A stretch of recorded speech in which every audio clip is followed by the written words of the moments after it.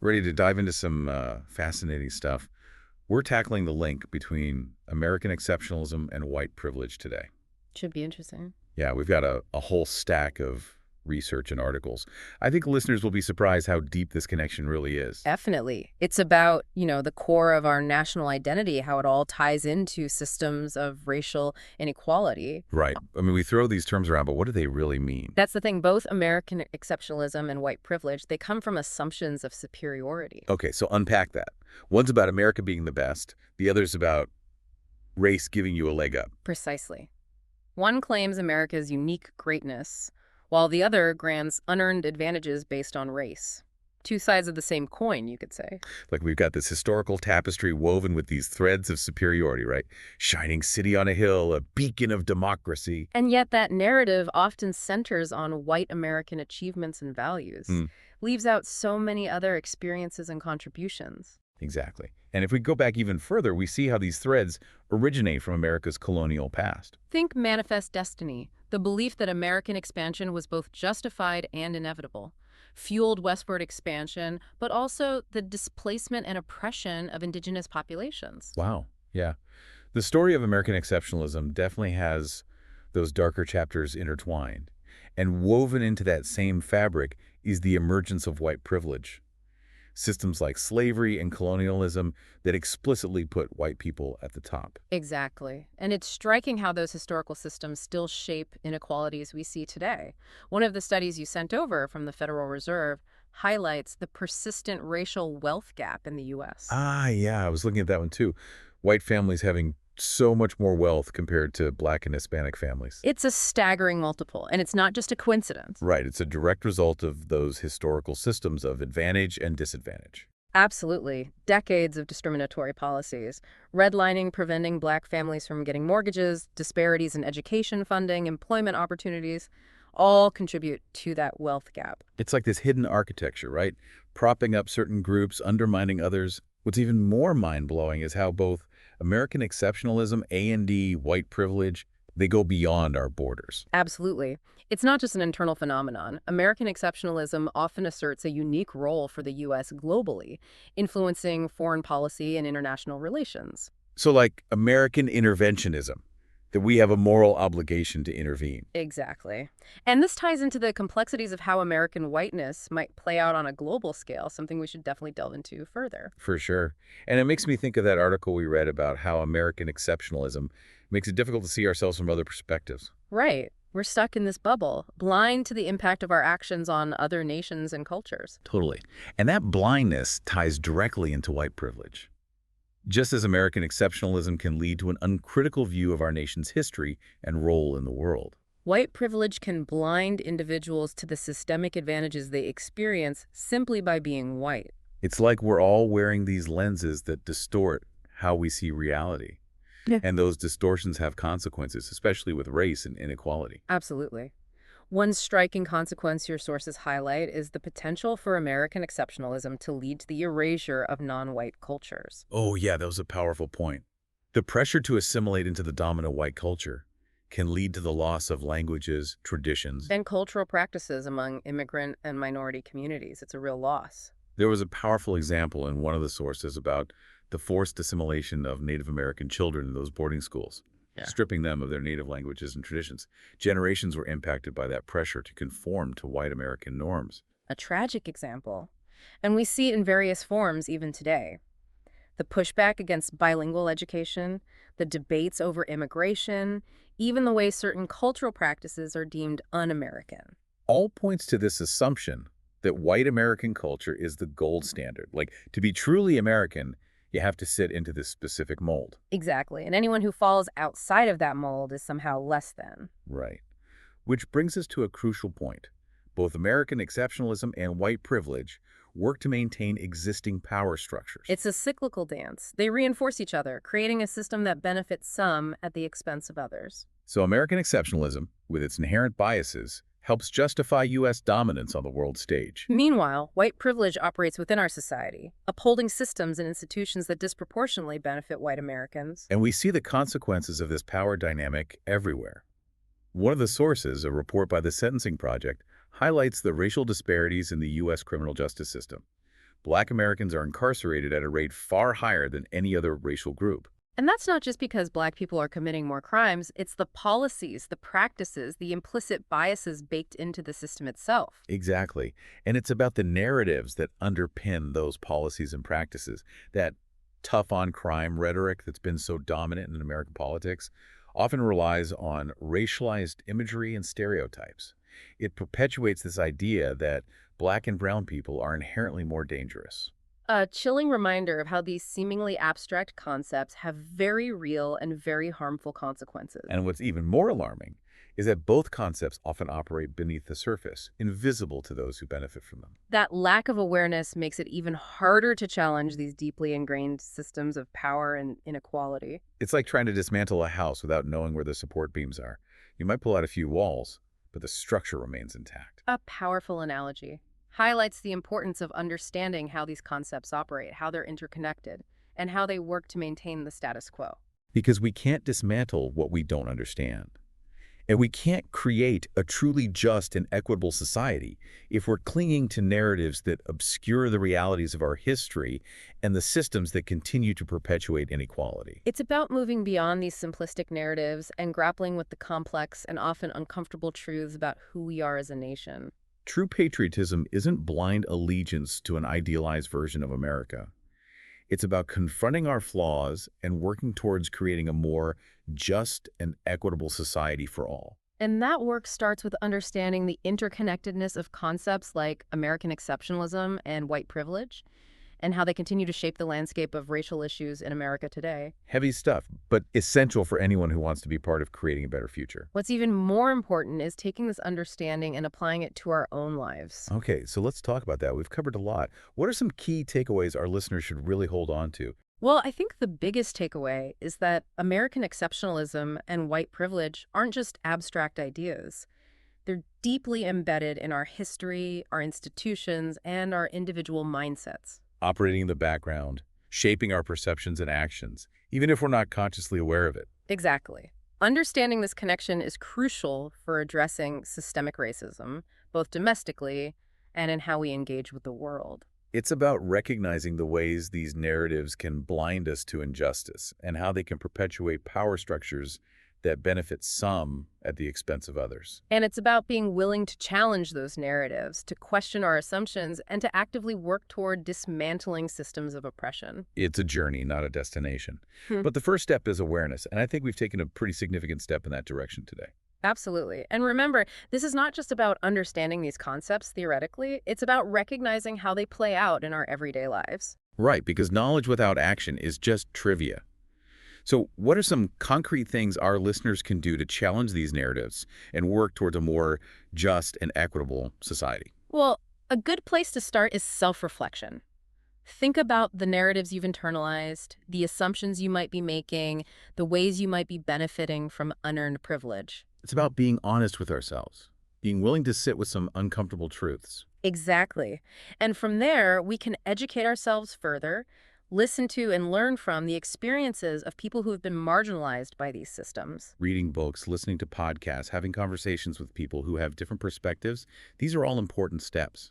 And once we have that deeper understanding, we can start to take action, speaking out against injustice, supporting organizations working towards racial equity, advocating for policies that promote social justice. Even having those difficult conversations with family and friends, challenging their assumptions, helping them see the world through a different lens. Every action, no matter how small, can contribute to positive change. It's not about feeling overwhelmed or powerless. It's about recognizing that we all have a role to play in dismantling these systems of oppression.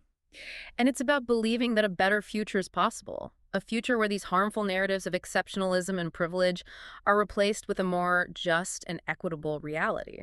A future where everyone has the opportunity to thrive, regardless of their race or background. That's the vision we should all be striving for. And while the journey might be long and challenging, it's a journey worth taking.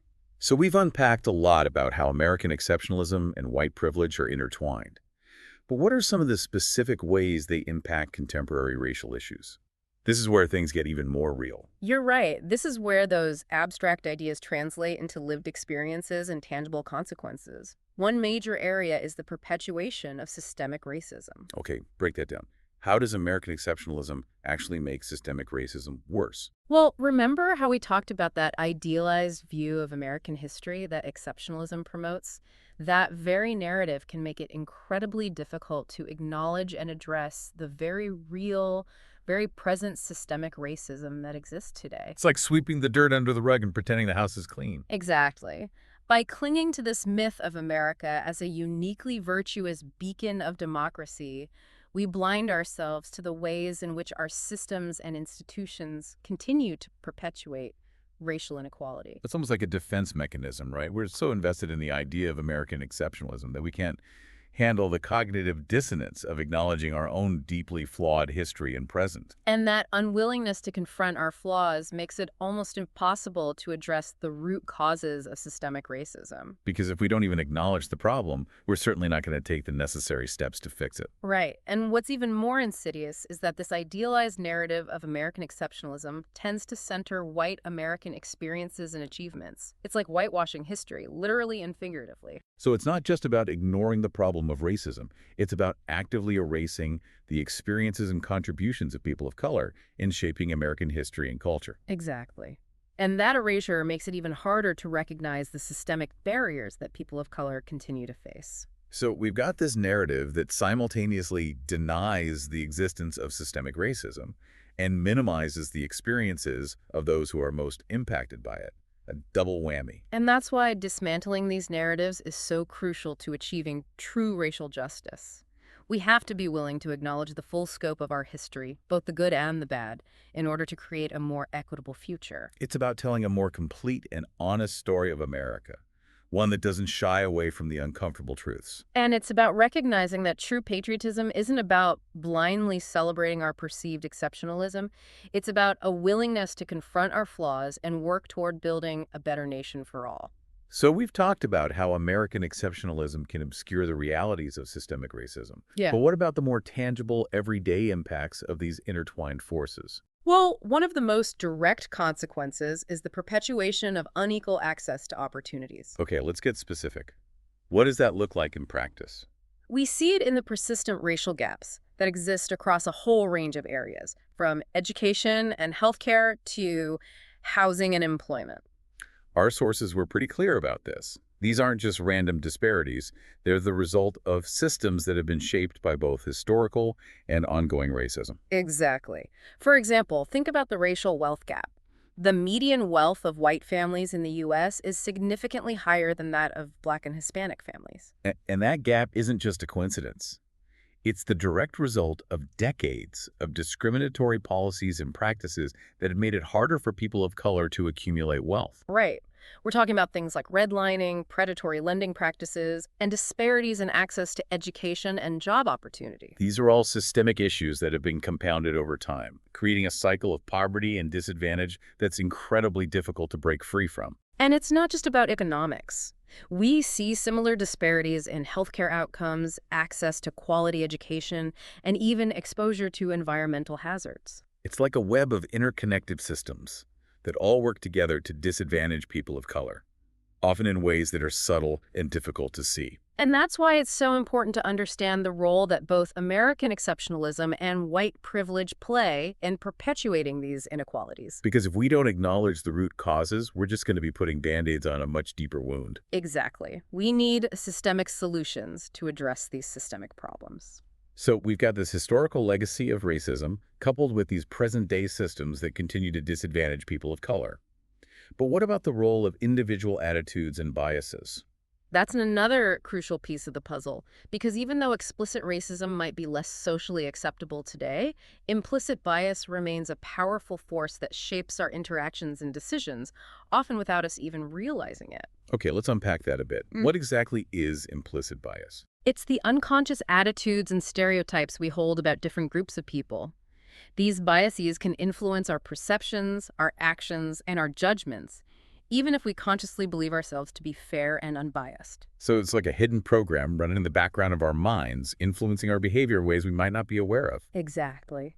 And research has shown that these implicit biases can have a real impact on things like hiring decisions, interactions with law enforcement, and even the quality of healthcare people receive. It makes you wonder, doesn't it? How often are we unknowingly acting on these biases, perpetuating those very systems of inequality that we claim to oppose? It's a sobering thought, and it highlights the urgency of confronting our own biases and working to unlearn the harmful stereotypes that we've been exposed to throughout our lives. It's about being more mindful, more intentional in our thoughts and actions. And it's about being willing to have those uncomfortable conversations about race and racism, even when it feels awkward or challenging. Absolutely, because we can't dismantle these systems if we're not willing to confront the ways in which we might be complicit in them. So we've talked about the historical legacy of racism, the persistence of systemic inequalities, and the power of implicit bias. But what about the economic impacts of all of this? That's a crucial point because racial discrimination isn't just morally wrong, it's also economically harmful, both for individuals and for the nation as a whole. So it's not just a social justice issue, it's an economic issue as well. Exactly. The barriers created by discrimination lead to a reduction in well-being for those who are targeted, and they also result in foregone economic activity for all Americans. Explain that a bit more. How does discrimination actually hurt the economy? Well, think about it this way. When people are denied opportunities because of their race, it limits their potential to contribute to the economy. We're talking about lost talent, lost innovation, lost productivity. Exactly. And that has a ripple effect throughout the entire economy. It means fewer businesses being created, fewer jobs being filled, and less overall economic growth. And our sources highlighted some pretty stark examples of this, right? Yes, for example, a study by Citigroup found that racial inequality has cost the U.S. economy an estimated $16 trillion over the past 20 years. 16 trillion. That's a mind-boggling number. It really underscores how racial discrimination isn't just a moral failing, it's an economic drain on the entire nation. It is, and it represents a massive missed opportunity for economic growth and prosperity. And this economic harm isn't just abstract. It translates into real-world consequences for individuals and families. Absolutely.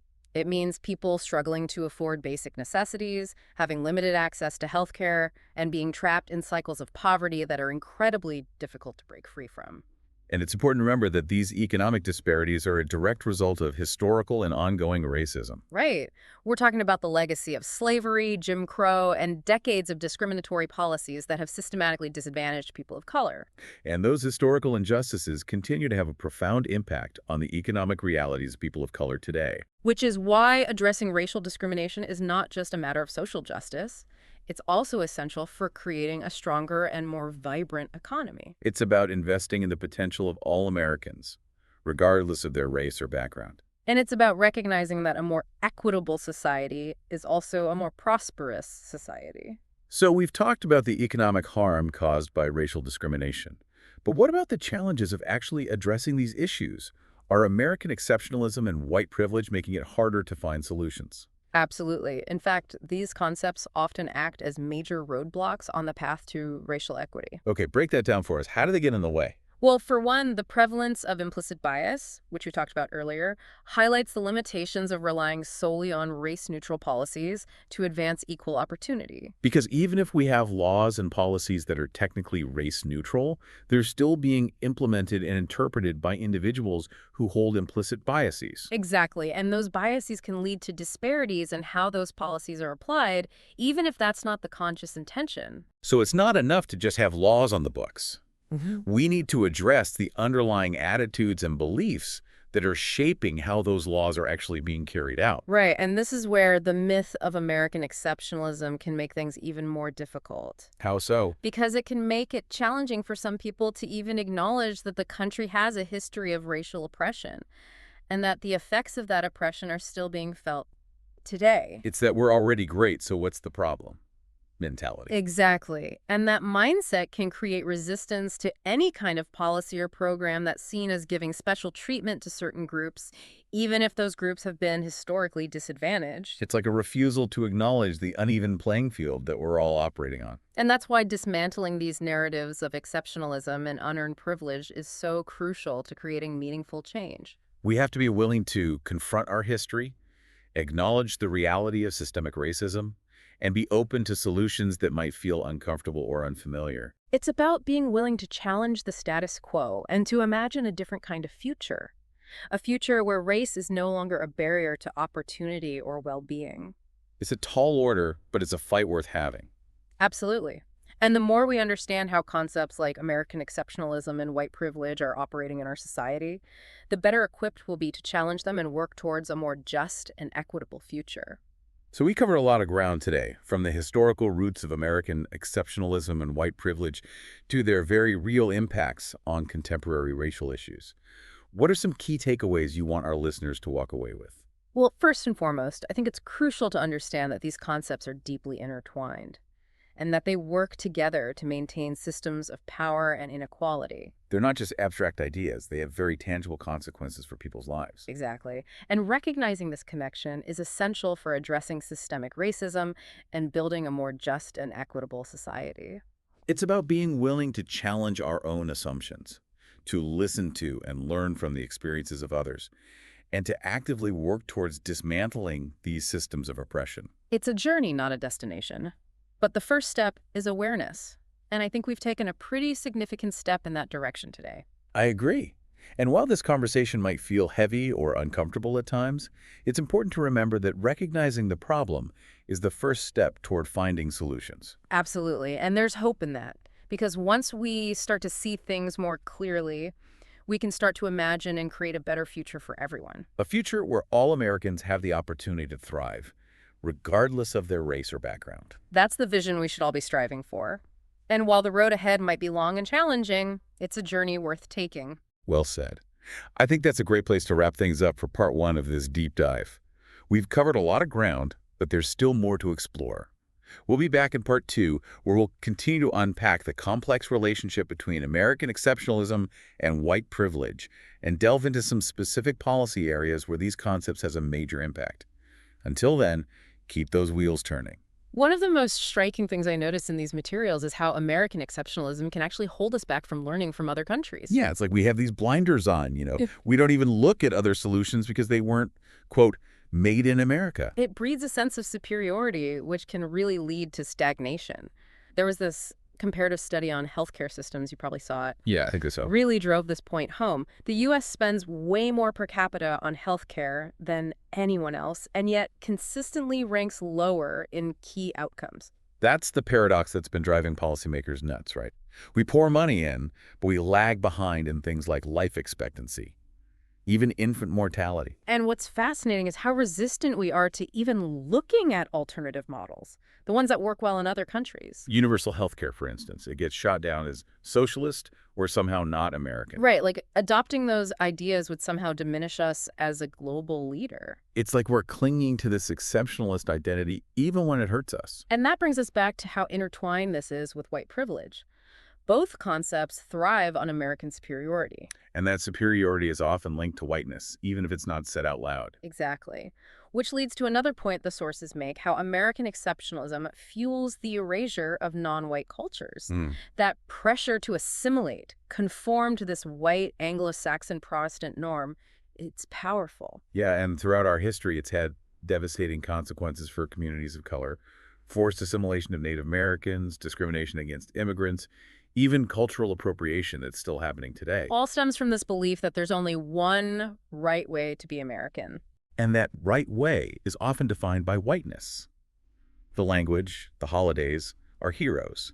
It's pervasive. It shapes our whole perception of what it means to be American. And that narrow definition has real consequences. Limits our understanding of our own history and culture, creates divisions between us. Makes it so much harder to build an inclusive, equitable society. Right. So we're back to that challenge, right? Dismantling these deep-seated systems of power and inequality. How do we even start to address these issues when the narratives that underpin them are so ingrained in our country? It's daunting, no doubt. But as we've been talking about, awareness is the first step. Recognizing how these narratives operate, how they shape our perceptions, and how they perpetuate injustice. Okay, so we're aware. Now what? We got to be willing to challenge those narratives. Question assumptions. Imagine a different future, where exceptionalism isn't about superiority, but about living up to our ideals, equality, justice for all. A future where our diversity is a strength, not a threat. Right. True greatness isn't about dominance. It's about our capacity to learn, to grow, to evolve. And to evolve, we have to face those uncomfortable truths, right? About our past A and D present. dismantle systems that keep racial and social inequality in place. And build a new W narrative, one that reflects the full American experience, all its complexities. Lofty goals. How do we translate that into action? Where do we even begin? Policy is a crucial area.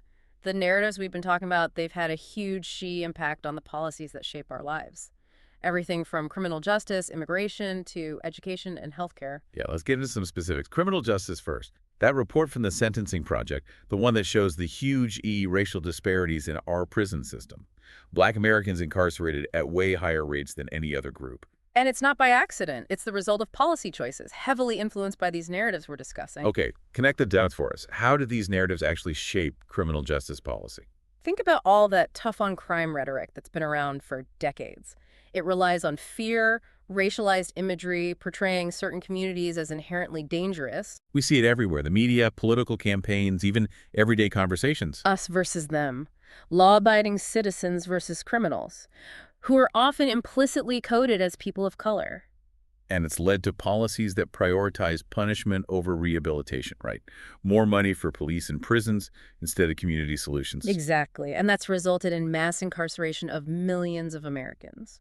And it's not just the policies, it's also how they're enforced, right? Yeah. There was a study about racial bias in policing, showed that Black and Latinx individuals are much more likely to be stopped, searched, even arrested. Even after you control for things like crime rates in their neighborhoods. So it's like implicit bias within law enforcement, shaped by these narratives leading to practices that target communities of color. Exactly. We've got biased policies, A&D discriminatory practices, all fueled by narratives that perpetuate fear and stereotypes. So to get real reform, we got to dismantle those narratives. Absolutely. We need to go beyond tough on crime and embrace policies that focus on rehabilitation, restorative justice, and addressing the root causes of crime. Poverty, lack of opportunity, systemic racism. Exactly. It's about shifting from a punitive approach to a preventative one. Building safer, more just communities rather than just locking people up. It requires a fundamental change in how we think about crime, punishment, and the role of the criminal justice system. Okay, so that's criminal justice. Yeah. What about immigration? Another area where these narratives are front and center. Oh, absolutely. Immigration has been such a flashpoint, right? And the whole debate is often framed through this lens of American exceptionalism and white privilege. We hear it all the time. Immigrants, especially from Latin America or Muslim-majority countries, being painted as threats to American values, to our security. It's that fear of the other, the anxiety about cultural change that fuels these narratives. And it leads to policies that restrict immigration, militarize the border, separate families. Creates a hostile environment for immigrants already here. We saw it a lot with the Trump administration's policies. The travel ban, family separation at the border, increased ICE raids and detention centers. Even though the Biden administration has reversed some of those, the underlying narratives haven't gone away. They're still out there in the media, political campaigns, everyday conversations. It's like these narratives are part of our national DNA, passed down through generations, shaping who we think belongs here and who doesn't. And those perceptions, they have real consequences. They affect our policies, institutions, even how we treat each other. So the big question is, how do we dismantle these narratives? How do we create a more humane and just immigration system? Yeah, how do we make it better? We have to challenge the fear-mongering and the dehumanization of immigrants. Recognize that they're not a threat, but a vital part of our society. They contribute so much to our economy, our culture, our communities. Right. It's about shifting from a narrative of fear to a narrative of welcome. Recognizing that our diversity makes us stronger. And our policies need to reflect that, right? Yeah. They need to be grounded in compassion and fairness. Pathways to citizenship for undocumented immigrants, reuniting separated families, creating a welcoming environment for everyone who comes here. Not just changing policy, but changing hearts and minds too. Absolutely. Challenging those narratives of exceptionalism and white privilege that have caused so much fear and division. Recognizing our shared humanity, going beyond national borders and cultural differences. It's about building a world where everyone, no matter where they're from or what they look like, has a chance to thrive. A powerful vision, but it requires us to confront some deeply held beliefs and assumptions. It's not easy, but it's essential if we want a more just and equitable world. So we've talked criminal justice, immigration, any other areas where these narratives are really prominent? You know, one we can't ignore is education policy. The narratives we've been talking about, they've shaped how we approach education in really profound ways, often perpetuating inequalities instead of fixing them. Let's dig into that. How do exceptionalism and white privilege show up in our schools? Think about all the emphasis on standardized testing. We have this belief that those tests are objective, fair, a way to measure merit and decide who gets opportunities. But it's not that simple, right? We know those tests can be biased, favoring kids from wealthier backgrounds. They reflect the cultural norms of the dominant group, which is... White middle-class America. Exactly.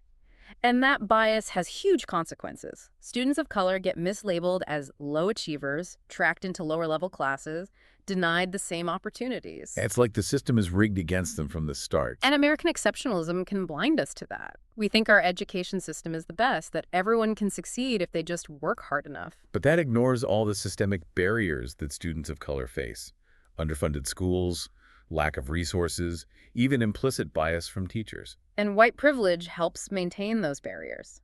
There's this assumption that white middle-class norms are the standard. Everyone else has to fit in. Like we're saying, you can succeed, but only if you play by our rules. And that message is so damaging. Kids feel like they don't belong, like their culture doesn't matter. And it keeps those cycles of inequality going, right? They're denied the same chances as their white peers. So the question is, how do we challenge this and make education more just and equitable? Well, we have to recognize that standardized tests aren't the only measure of achievement. We need a more holistic approach, valuing different learning styles, cultural backgrounds, lived experiences. Absolutely. And we can't ignore those systemic inequalities. Invest in early childhood education, give more resources to underfunded schools, recruit more teachers of color, create curricula that reflect our country's diversity. It's about ensuring that every child gets a quality education, no matter their race, zip code, or family income. A truly exceptional education system empowers all our students to reach their potential. We've talked criminal justice, immigration, education. What about healthcare? We know there are huge racial disparities in health outcomes. Absolutely. And it's not just about socioeconomic factors. American exceptionalism and white privilege, they're woven into our healthcare system too, affecting policies, practices, even the doctor-patient relationship. Okay, break that down. How do these narratives affect healthcare? Well, there's this belief, fueled by exceptionalism, that we have the best healthcare in the world. And while we have amazing advancements, this narrative hides the systemic flaws that leave millions without affordable quality care. We're so focused on being number one, we ignore the suffering happening right here at home. And often, those suffering most are people of color. They face more barriers to getting care, lack of insurance, implicit bias from medical professionals. There was a study in one of the sources from the National Academy of Medicine found that racial and ethnic minorities get lower quality health care than white Americans, even when you account for things like insurance and income. Really highlights how pervasive implicit bias is in healthcare. And those biases, shaped by these narratives, lead to misdiagnoses, inadequate treatment, even medical negligence. It's like the system is failing people of color at every level, from access to quality of care. And it's not just the implicit bias, it's also about the policies themselves. We don't have universal health care coverage in the U.S., and that disproportionately impacts communities of color who are more likely to be uninsured or underinsured. And that lack of access has devastating consequences. Yeah. Delayed diagnoses, untreated conditions, preventable deaths. And this is where the intersection of exceptionalism and white privilege is so clear. The belief that healthcare is a privilege, not a right, gets used to justify the status quo, even when the system clearly isn't working. We're clinging to this individualistic, market-driven approach, even though it's not working for everyone. We need a fundamental shift in how we think about healthcare. We have to move beyond exceptionalism and see healthcare as a human right. A right guaranteed to AL, regardless of race, income, or zip code. Exactly. We need to push for policies that ensure universal coverage, address the root causes of health disparities, create a more equitable system for everyone. It's a big challenge, but a worthy one. Everyone deserves to live a long, healthy life. The more we understand how these narratives are shaping our healthcare system, the better we can dismantle those systems and build a more just and equitable future. We've covered a lot in this part of our deep dive, explored how these narratives impact policies like criminal justice, immigration, education, and healthcare. It's clear they have a huge impact on people's lives, shaping opportunities and outcomes. But where do we go from here? How do we untangle these narratives and create a more just society? We'll be back in part 3 to tackle those questions and look at some potential solutions. Stay tuned. And we're back for the final part of our deep dive. We've been exploring how American exceptionalism and white privilege have shaped our history, our institutions, even how we think. It's been like peeling back the layers, right? Uncovering the foundations of these systems of power and inequality. And those systems touch everything. The policies, the opportunities, even something like the air we breathe. Yeah, one of the sources, a report by the NAACP, brought up this issue of stark racial disparities in environmental health. Communities of color are way more likely to be exposed to environmental hazards, toxic waste, polluted air and water. It's environmental racism, right? Putting those polluting industries and hazardous waste sites in communities of color, often with little regard for the people who live there. Exactly, and it's a perfect example of how these abstract concepts have real, harmful consequences. It's like those narratives get used to justify putting some lives above others, creating a hierarchy of worth. And it's all backed up by policies that put economic growth ahead of environmental protection. The burden falls on marginalized communities, and polluters don't get held accountable. So we're sacrificing the health of whole communities for progress and prosperity. It's a tough reality to face. Which brings us back to that big question, right? How do we dismantle these systems? How do we challenge those narratives and create a future that's fair for everyone? It feels overwhelming sometimes. But I keep coming back to the fact that these systems aren't inevitable. They were created by people based on beliefs that we can challenge and change. Absolutely. And that change starts with each of us, examining our own beliefs, facing our own biases, understanding how we might be part of the problem, even unintentionally. It's about recognizing that we all have a part to play in dismantling these systems. Speaking out, supporting organizations, fighting for change, even just having those tough conversations with family and friends. Right, and it's bigger than just individual actions. We need systemic solutions. Policies that address the root causes of inequality and create opportunities for everyone. So let's talk solutions. Where do we start? What can we actually do to build a more just and equitable future? Education is a huge one. We need to teach kids from a young age about the history of racism and white privilege in this country. We need to make sure our curricula include the experiences of marginalized communities. And making sure teachers are trained to recognize and address their own biases, right? Yeah. Absolutely. We need inclusive and equitable learning environments that value diversity and help all our students reach their potential. It's not just about what happens in schools, though, right? It's the media we consume, the conversations we have, even the books we read. Exactly. We need to be critical thinkers, challenge the narratives that spread stereotypes and misinformation, seek out diverse perspectives, unlearn harmful beliefs. Expanding our own understanding of the world. Another crucial area is policy reform. We need to push for policies that promote racial and social justice, criminal justice reform, immigration reform, economic policies that address the racial wealth gap. And that means being engaged citizens. Voting for candidates who support those policies, contacting our elected officials, holding them accountable. Recognizing that we have a voice and we have a responsibility to use it to demand change. And remembering that change takes time. It's about sustained effort, organizing, building coalitions, working together for a better future. Absolutely. Another crucial piece is economic empowerment. We need to support businesses owned by people of color, invest in communities that have been neglected, create pathways for economic mobility. Economic justice and racial justice are interconnected. We can't solve one without addressing the other. And that means challenging the systems of capitalism and white supremacy that created these disparities. We have to reimagine our economy in a way that puts people and the planet first. That's a big goal. It is, but it's worth fighting for. And it requires all of us to work together, build solidarity across racial and socioeconomic lines, create a movement for change that can't be ignored. Education, policy reform, economic empowerment. Anything else you think is vital to this work? Something that often gets overlooked is the need for healing and reconciliation. We can't build a just future without acknowledging and addressing the trauma caused by centuries of racism and oppression. We're talking about intergenerational trauma, right? The way that pain and suffering gets passed down through generations. Exactly. And that trauma shows up in so many ways. Mental and physical health problems, substance abuse, violence, incarceration. It creates these cycles of poverty and disadvantage that are so hard to escape. So the question becomes, how do we address that trauma? How do we start to heal those wounds and move forward? We have to start by acknowledging the harm that's been done, listening to the stories of those who have been marginalized and oppressed, validating their experiences and their pain. And create safe spaces for healing and dialogue, where people can come together, share their stories, build understanding, and work towards reconciliation. True justice isn't just about punishment. It's about healing, forgiveness, repairing the harm. And it's not just about the past, it's about the present and the future, creating a world where everyone feels safe, valued, and respected, no matter their race or background.